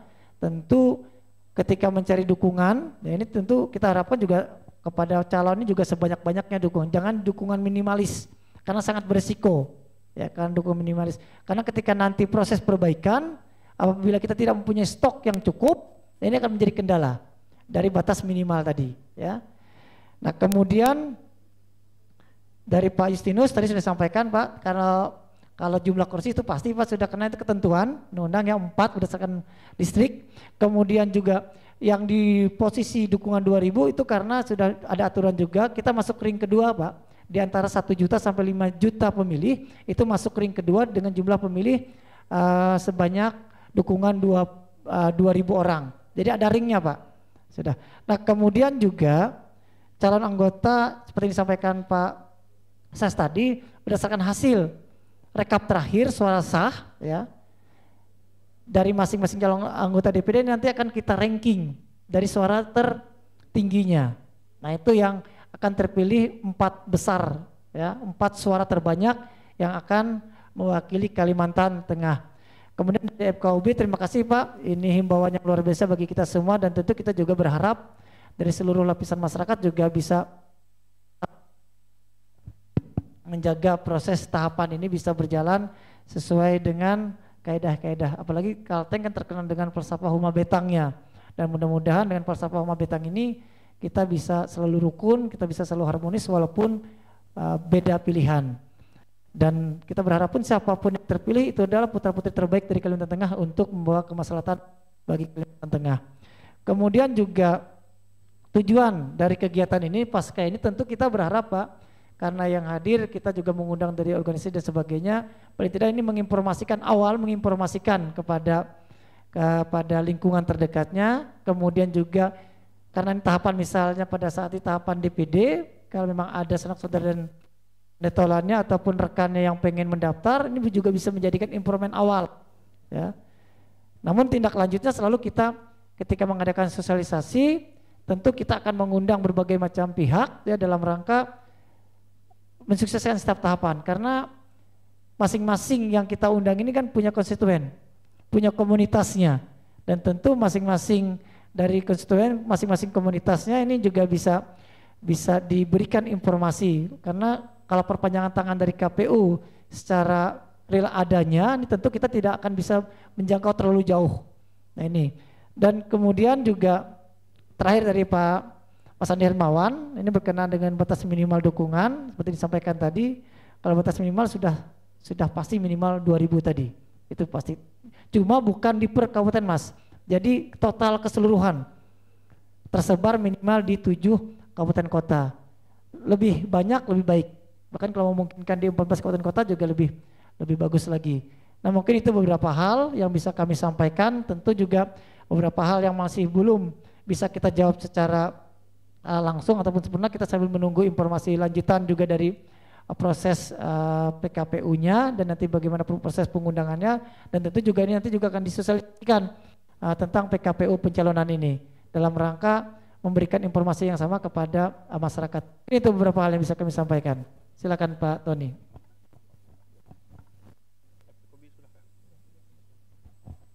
Baik, terima kasih. Saya lanjutkan dikit berdasarkan permintaan Pak Sudarsono. Jadi ini draft Pak ya, kami belum memastikan ini fix 100% apa tidak. Saya bacakan bunyinya saja. Bakal calon anggota DPD yang berkedudukan sebagai pengurus partai politik sebagaimana dimaksud dalam pasal 15 ayat 3 huruf D wajib mengajukan pengunduran diri dari kedudukannya sebagai pengurus partai politik sebelum melakukan pendaftaran calon anggota DPD dan dinyatakan berhenti dari kedudukannya sebagai pengurus partai politik sebelum penetapan DCT anggota DPD. Itu ya informasinya Pak Sudarsono. Ya. Pengurus Pak. Sudah yakin ya Pak Darmono ya. Sudah bisa memetakan gitu kan. Ya. Ini baju draft, tapi mudah-mudahan tidak berubah draft. Baik Bapak Ibu sekalian yang kami hormati, demikian yang dapat kami sampaikan pada kesempatan. Ada lagi? Oh silakan, rupanya ada. Oke silakan, mic, tolong mic.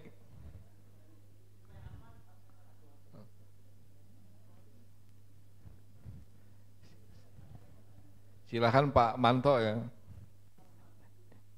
bakal calon.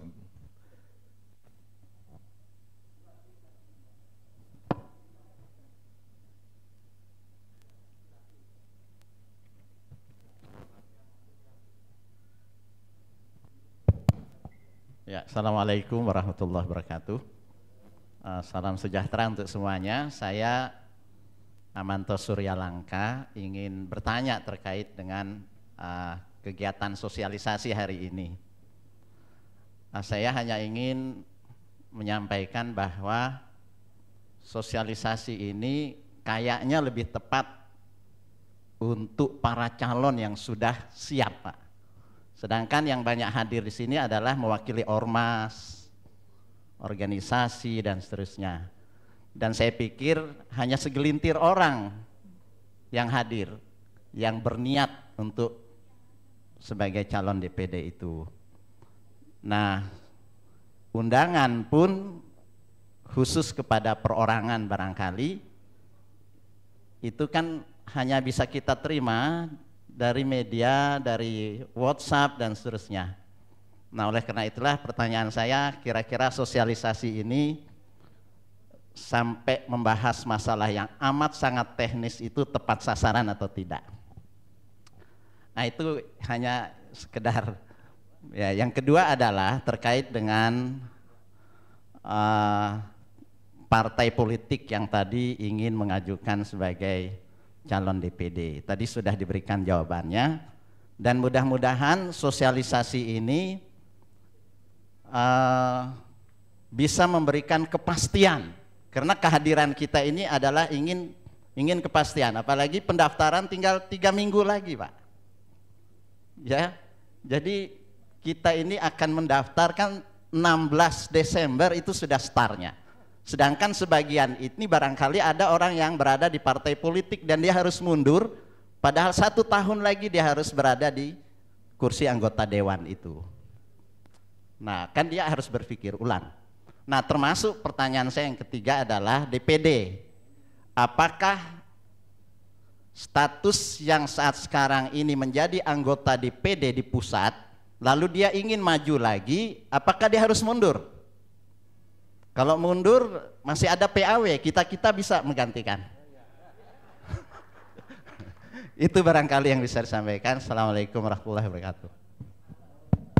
Waalaikumsalam. Terima kasih Pak Haji Amanto. Mungkin dari Pak Sas atau Pak Eko? Pak Eko ya, monggo silakan.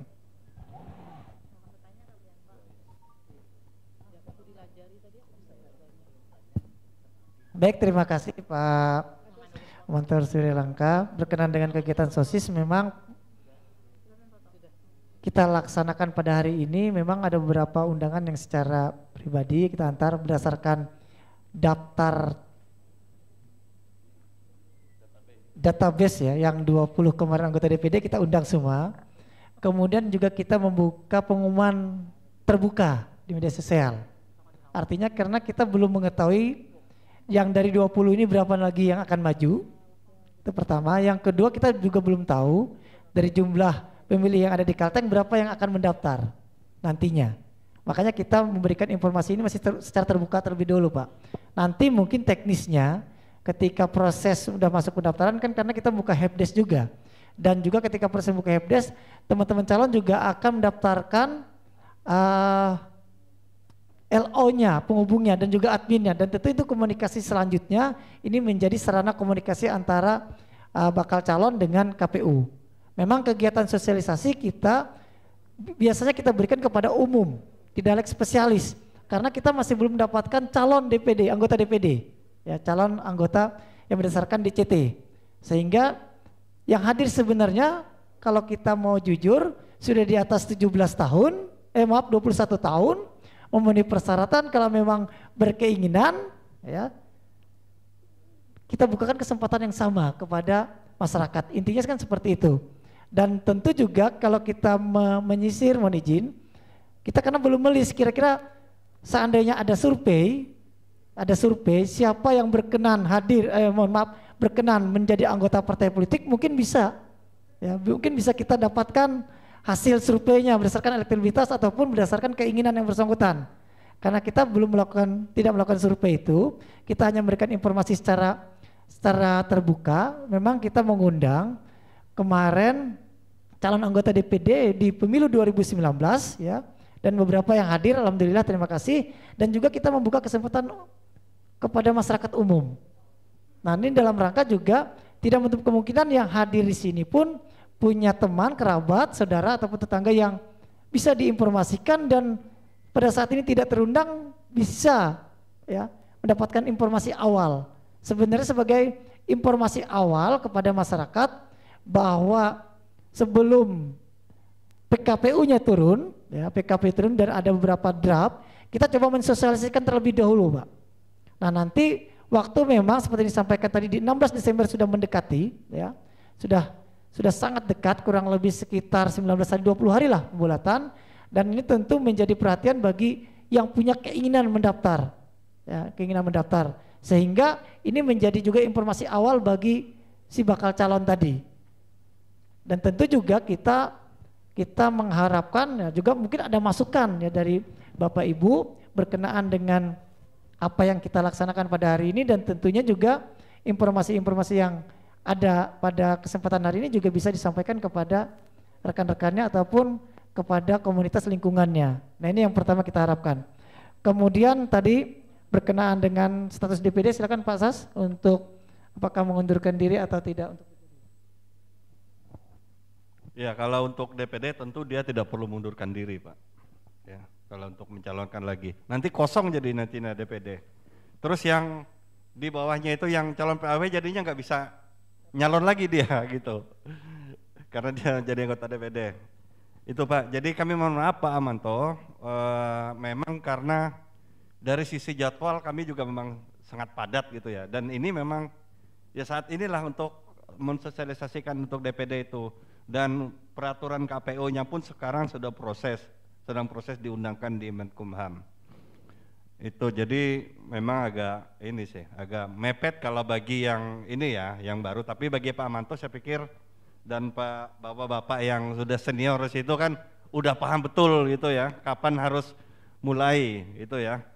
Dan tadi juga disampaikan oleh Pak Eko, ya makanya kami lebih memberikan ini jadwalnya apa undangannya itu terbuka saja gitu. Jadi siapapun nanti yang berminat silahkan datang di acara ini atau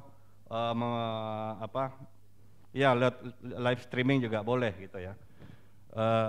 Itu lalu kemudian apakah ini sosialisasi boleh secara teknis? Belum teknis ini Pak. Ini masih informasi awal ini yang kita sampaikan ini. Informasi-informasi yang sekiranya ya boleh diakses atau disampaikan kepada publik secara umum. Kalau secara teknis lagi itu silahkan nanti operatornya nanti yang kalau sudah bentuk apa istilahnya LO ya, LO-nya nanti silakan dibentuk LO-nya nanti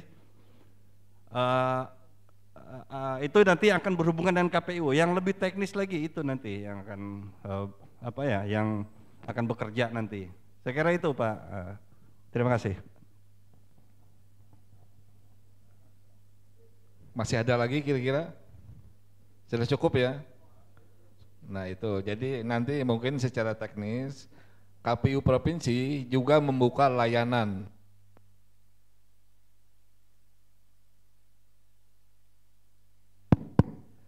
helpdesk terkait dengan proses penerimaan bakal calon DPD. Saya kira demikian Bapak Ibu sekalian yang kami hormati, terima kasih atas kehadirannya pada siang hari ini, dan selain yang hadir di sini kami pun juga melaksanakan secara daring ya, secara daring yang bisa disaksikan oleh semua sampai ke KPU Kabupaten Kota se-Kalimantan Tengah juga mengikuti, juga kepada masyarakat umum yang menyaksikan terkait dengan proses dari kegiatan sosialisasi ini. Dan perlu diketahui bahwa kegiatan sosialisasi ini adalah mengawali, dan itu mohon kepada Bapak Ibu sekalian kiranya dapat memberikan mensosialisasikan kembali kepada calon-calon yang akan ikut serta dalam kontestan bakal calon DPD Provinsi Kalimantan Tengah. Sekiranya demikian yang dapat kami sampaikan. Terima kasih kepada Pak Sastriadi, Pak Eko yang sudah memberikan paparan yang tadi, dan mudah-mudahan yang disampaikan tadi bisa bermanfaat dan bekal untuk persyaratan bakal calon anggota DPD khususnya di Provinsi Kalimantan Tengah. Demikian, terima kasih. Wassalamualaikum warahmatullahi wabarakatuh. Dan selanjutnya akan kami kembalikan ke pembawa acara.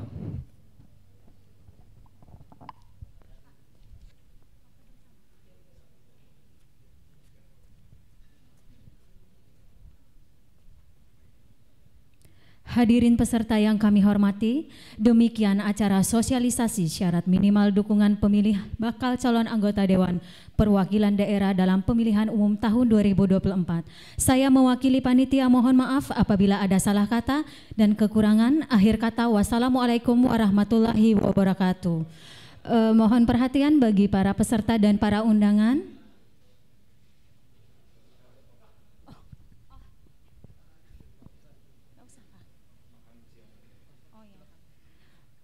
Makan siang sudah dipersiapkan oleh pihak hotel dan sudah dipersilakan untuk makan sekarang juga. Terima kasih.